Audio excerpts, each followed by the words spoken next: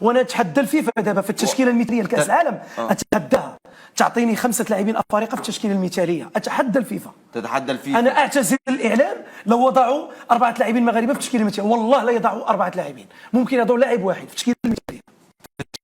الفيفا لازم يكونوا 4 لاعبين في التشكيله المثاليه للمونديال المغاربه، لما وضعوش انا كتحمل مسؤوليه كلامي. ومن هم الاربع لاعبين؟ ومن هم الاربع لاعبين؟ اذا وضعوا 4 لاعبين في التشكيله المثاليه، اذا وضعت الفيفا اعتزل الاعلام. من هم الاربع؟ انا اقول لك في المباشر، من هم الاربع لاعبين؟ كاين مرابط احسن وسط ميدان دفاعي في كاس العالم بالفعل، ورئيس فرنسا اعترف بهذا ونزل واكد وقال له انت افضل لاعب وسط في كاس العالم. الى دخلت الشركات غيكون وسط ميدان ارجنتيني وفرنسي، هذه بلغه الاقتصاد. نعم. اما بلغه الديمقراطيه في كره القدم، مرابط احسن وسط ميدان دفاعي في كاس العالم. رقم 1. رقم 2 من هو رقم 2؟ بونو. رقم 3 والله انا زياش. رقم 3 قدم مباراة. رقم 4 اعطي لك انا. رقم 4 احسن لاعب بدنيا في كاس العالم نصيري. افضل لاعب في اللياقه البدنيه في كاس العالم. حسب له شحال يركض من في استثناء أناحي. هذا اللاعب استثناء في كأس العالم. أناحي وإنركي قال أناحي ده بمنتخب الإسبان كلهم، أناحي ده في حتة تانية. إنركي مهووس بأناحي. هنتكلم عن العروض قادما في اللحظات القادمة. عزيزي، فجرت قنبلة مدوية وأطلقت تصريح مدوي.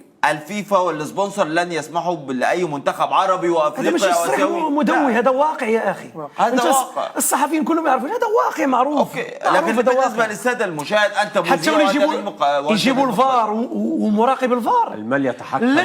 لن تفوز افريقيا بكاس العالم حتى تكون ديمقراطيه في كره القدم. واذا وصل المغرب للمباراه النهائيه امام مواجهه مش حيخليوش يوصل للنهائي زي ما عمل في مباراه حتى يرث الله الارض وما فيها، وتذكر كلامي جيدا. زي ما عملوا معاه في مباراه فرنسا، زي ما عملوا وزي ما عملوا مع السنغال في كاس العالم لما تم اقصاء بالروح الرياضيه لانه كل منتخب قويه. بالحاج ضيوف منتخب 2000 لا في 2018 2018 حيدوا ضربه جزاء في مباراه كولومبيا الشهيره للمنتخب السنغالي واضحه وحيدوها بالفار.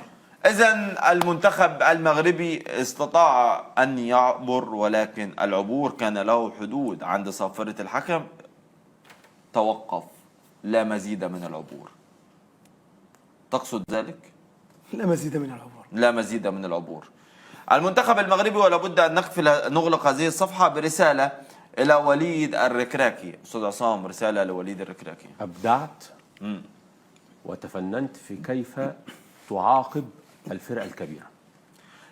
عنوان حلو شيق رائع.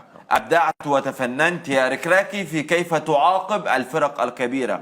وأضيف كمان تمكنت يا ركراكي أن تكسر شوكة الكبار حتى تعطي للمنتخبات العربية والأفريقية صورة أوضح ورؤية أكبر أن في الإمكان تجاوز أي اسم مهما كانت الأسماء. صحيح. نحن في مونديال العرب باسم المنتخب المغربي الذي شرف القارة الأفريقية كلها صنعنا إنجازا أدهش العالم قبل أن يدركنا نحن كعرب. نحن نمتلك الثقة ونمتلك المقومات ونمتلك الأدوات، وإذا امتلكنا كل هذا نستطيع أن نصنع ما يقول عنه هناك المعجزات. فمتى نحقق معجزة الفوز بكأس العالم؟ الحقيقة هي ما حققه المنتخب المغربي، أو لنقول المنتخب العربي، لأن المغرب مثل العرب في مونديال العرب في مونديال قطر. ما حققه هو إعجاز وإنجاز، هو أول الخطوات نحو العالمية للمنتخبات العربية. نعم، هو إنجاز تاريخي للمنتخب المغربي، وهذا سيشكل دافع للمضي قدما إن شاء الله في النسخ القادمة كي تكون المنتخبات العربية والإفريقية في القمة. عقد وليد الركراكي أنت قلت إن هو إن لم يصل لنصف نهائي بطولة أفريقيا سيغادر. هذه عقدة أهداف مسطرة مع الجامعة. عقد أهداف في وصول نصف نهائي كأس إفريقيا. هم لم يضغطوا عليه لتحقيق لقب كأس إفريقيا، لكن وإذا لم يتمكن من الوصول لنصف نهائي أفريقيا هيبقى قرار نهائي. ممكن فوزي لقجع تكون هناك استمرارية مع وليد حتى لو لم يصل نصف نهائي، لأن المعطيات انقلبت رأسا على عقب بعد وصوله لنصف نهائي كأس العالم. ترى أن وليد الركراكي يستحق أن يستمر إلى عشرات السنوات في قيادة المنتخب المغربي بعد صناعة هذا الإنجاز، أم اللي عمله وليد الركراكي ده كان صدفة؟ لا ما فيش حاجة صدفة.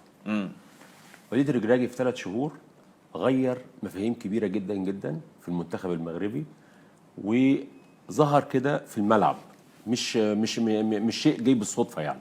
فلذلك انا بقول ان وليد الركراكي من حقه انه يستمر في المسيره بتاعته، لانه ابدع. ان لم يصل الى نصف نهائي افريقيا حتى يرحل لا، حتى لو العقد لم بتاعه بيقول يمشي. حتى لو لم يصل لنصف نهائي افريقيا لازم يستمر، لانه هو بدأ بدايه كويسه ولازم يبني عليها.